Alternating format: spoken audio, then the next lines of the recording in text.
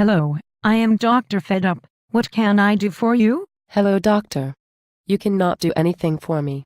I just need a chest x-ray. I see. And why do you need this chest x-ray?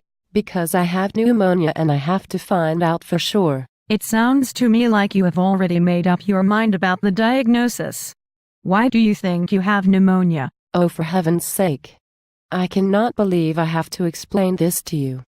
I have pneumonia because my throat hurts, I belch after eating, my arms tingle, I itch all over, and if I look at the sun I see spots. Who told you those were the symptoms of pneumonia? Look, I will have you know that I am a third-grade science teacher and I once briefly considered nursing school.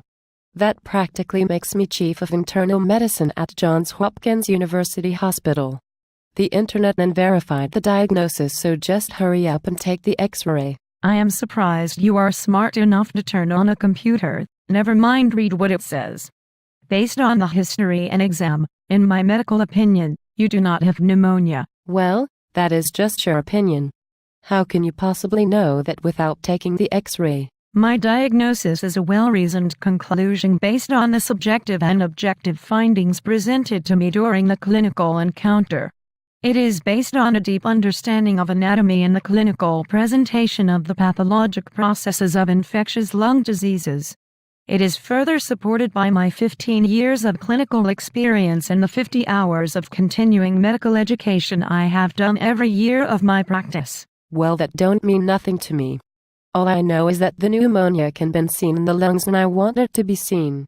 I feel horrible, just horrible, and if I don't get that x-ray I could die. I don't see how taking an x-ray will keep you from dying.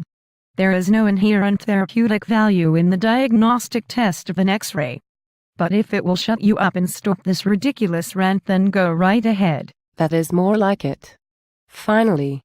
I cannot believe it took so long for you to see that I was right. Your x-ray is back. There is no pneumonia.